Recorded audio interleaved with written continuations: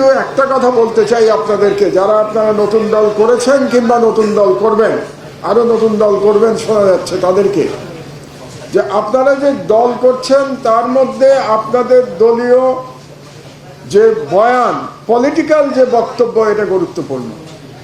আপনারা পলিটিক্যাল বক্তব্য পরিষ্কার না করে দল করলে বেশি দূর আগাতে পারবেন না। এবং এই যে দল করবেন সেই দলের পলিটিক্যাল বক্তব্যে যে বয়ান, আপনাদের ন্যারেটিভ থাকবে, সেখানে কোনো সুবিধাবাদিতার আশ্রয় নেওয়ার সুযোগ নাই। আপনারা যদি এখন থেকে সুবিধাবাদিতার আশ্রয় নেন, তাহলে যে মহান বিপ্লবের মাধ্যমে আপনারা দল প্রতিষ্ঠা করতে যাচ্ছেন, সেই বিপ্লবকে অবমাননা করা হবে। দুর্ভাগ্যজনকভাবে আমি দেখতে পাচ্ছি যে নতুন দল হওয়ার পর থেকে সেই দলের নেতাদের বক্তব্য বিবৃতির মধ্যে আমি প্রাসঙ্গিকতার অভাব দেখতে পাচ্ছি। এমনকি একজনের বিবৃতির সঙ্গে আরেকজনের বিবৃতির কিছুটা সাংঘর্ষিক দেখা যাচ্ছে।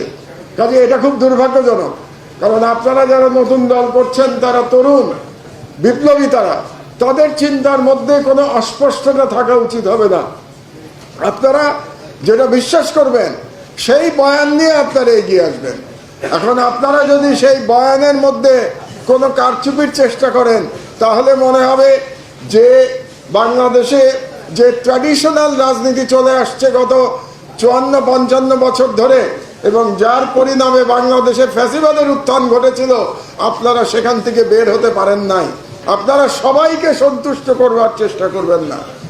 আমরা দেখতে পাচ্ছি যে সবাইকে সন্তুষ্ট করার একটা প্রচেষ্টা নতুন দলের মধ্যে দেখা যাচ্ছে, যেটা দুর্ভাগ্যজনক। 1 নম্বর। 2 নম্বর, আমরা রাষ্ট্রের সংস্কারের কথা বলছি। গত 7 মাস ধরে সংস্কারের কথা বলা হচ্ছে। প্রধান উপদেষ্টা বলেছেন সংস্কার সম্পন্ন হলে রাজনৈতিক দলগুলো যে সংস্কারে সম্মত হবে, ঐক্যমত্য পোষণ করবে, সেগুলো শেষ করে দিয়ে নির্বাচন হবে। খুব ভালো কথা। রাষ্ট্রের সংস্কার হলো, রাজনৈতিক দলের সংস্কারের খবর কি? আপনি রাষ্ট্রের সংস্কার করবেন, রাজনৈতিক দলের সংস্কার করবেন না, তাহলে যে বাংলাদেশ আমরা আশা করছি সেই বাংলাদেশ আমরা ফিরে পাবো না। আবারও নতুন করে এক ধরনের ফ্যাসিস্ট রাষ্ট্র ব্যবস্থার উত্থান ঘটবে, যদি না রাজনৈতিক দলের মধ্যে সংস্কার করা হয়। এবং প্রথম যে দলের মধ্যে সংস্কার করতে হবে সেটা আওয়ামী লীগ। আওয়ামী লীগ কেন বলছি? আওয়ামী লীগ কেন বলছি? কারণ একটা বক্তব্য আসছে যে ইনক্লুসিভ ইলেকশন করতে হলে আওয়ামী লীগকে নিয়ে ইলেকশন করতে হবে। এই বক্তব্য দেশি অ্যানালিস্ট তারা দিচ্ছেন, বিদেশিরা দিচ্ছেন যে free fair and inclusive election, তার মানে আওয়ামী লীগকে সাথে নিয়ে ইলেকশন। কোন আওয়ামী লীগকে সাথে নিয়ে ইলেকশন করবেন আপনারা? যে আওয়ামী লীগ 15 বছর ধরে ফ্যাসিবাদী শাসন ব্যবস্থা কায়েম করেছিল বাংলাদেশের উপরে, সেই আওয়ামী লীগ। যে আওয়ামী লীগ বাংলাদেশের সার্বভৌমত্ব দিল্লির কাছে বিকিয়ে দিয়েছিল, সেই আওয়ামী লীগ। যে আওয়ামী লীগ মহান জুলাই বিপ্লবে প্রায় 1600 তরুণ ছাত্র ছাত্রীকে হত্যা করেছে, সেই আওয়ামী লীগকে আপনি পুনর্বাসন করে কি রাজনীতির দিকে যাবেন?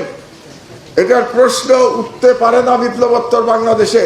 বিপ্লবোত্তর বাংলাদেশে আওয়ামী লীগকে যদি রাজনীতি করতে হয়, তাহলে সংস্কার সম্পন্ন করে তাকে রাজনীতি করতে হবে। কাজেই পুনর্বাসন করতে হলে আওয়ামী লীগের মধ্যে এই সংস্কার হতে হবে। কাজে আওয়ামী লীগের যদি সাহস থাকে, কিংবা আওয়ামী লীগকে যারা পুনর্বাসন করতে চান, তাদের প্রথমেই বলতে হবে যে শেখ হাসিনা সহ শেখ পরিবার এবং সকল খুনি লুটেরা, তাদেরকে তাদের দল থেকে বহিষ্কার করতে হবে, তাদের বিচার সম্পন্ন করতে হবে। তারপরে প্রশ্ন উঠবে জনগণ ওই আওয়ামী লীগকে রাজনীতিতে অংশগ্রহণ করতে দেবে কি দেবে না। তার আগ পর্যন্ত, এই সংস্কার হওয়া এবং এই বিচার হওয়ার আগ পর্যন্ত আওয়ামী লীগকে বাংলাদেশের রাজনীতিতে পুনর্বাসনের সুযোগ দেওয়ার কোনো প্রশ্ন উঠতে পারে না। এটাই আমাদের অবস্থান হওয়া উচিত। এবং এটা আপনাদেরকে বুঝতে হবে। আপনারা তরুণ, শুধু আবেগের বশবর্তী হয়ে কথা বললে হবে না। আপনাদেরকে আন্তর্জাতিক চাপ মোকাবেলা করতে হবে। আন্তর্জাতিকভাবে আপনাদের উপরে চাপ আসবে আওয়ামী লীগকে নির্বাচনে নিয়ে আসার জন্য। সেই কারণে আপনাদের স্ট্র্যাটেজি ঠিক করতে হবে, এটা কিভাবে আপনারা মোকাবেলা করবেন। আপনারা দেখতে পাচ্ছেন বাংলাদেশের বিরুদ্ধে কিভাবে অপপ্রচার চলছে। আপনারা দেখেছেন গতকাল তুলসী গাবার্ড বাংলাদেশ সম্পর্কে অত্যন্ত আপত্তিজনক কথা বলেছে ভারতে বসে থেকে, এবং তার প্রতিবাদ এই সরকার থেকে করা হয়েছে। কিন্তু শুধু প্রতিবাদ করাই যথেষ্ট না, আপনাদেরকে বুঝতে হবে যে এই ষড়যন্ত্রকে মোকাবেলা করতে হলে আমাদেরকে খুব পরিষ্কার স্ট্র্যাটেজি নিয়ে জিওপলিটিক্যাল চ্যালেঞ্জ মোকাবেলা করতে হবে, এবং সেই পরিষ্কার স্ট্র্যাটেজি হলো দাবি তুলতে হবে যে আওয়ামী লীগে শেখ হাসিনা সভানেত্রী থাকবে, যে আওয়ামী লীগে শেখ পরিবারের লোকেরা থাকবে, যে আওয়ামী লীগে খুনি লুটেরারা থাকবে, সেই আওয়ামী লীগকে বাংলাদেশে কোনোদিন রাজনীতি করতে দেয়া হবে না। কাজেই এই দায়িত্ব, এই সংস্কারের দায়িত্ব আওয়ামী লীগের উপরেই ঠেলে দিতে হবে। এটাই স্ট্র্যাটেজি, এটা আপনাদেরকে বুঝতে হবে। আওয়ামী লীগকে চ্যালেঞ্জ করতে হবে। শেখ হাসিনা এবং শেখ পরিবারের সকল সদস্য এবং সকল লুটেরাকে বাদ দিয়ে আপনারা আগে ক্ষমা চান জাতির কাছে, তারপরে আমরা বিবেচনা করব আপনাদেরকে রাজনীতি করতে দেওয়া হবে কি হবে না। এই অবস্থান, আপনাদেরকে এই অবস্থান নিয়ে নতুন সকল দলকে চিন্তা করতে হবে, কারণ আমরা জানি খুব শীঘ্রই এই বিষয়ে আলোচনা শুরু হবে সরকারের সঙ্গে।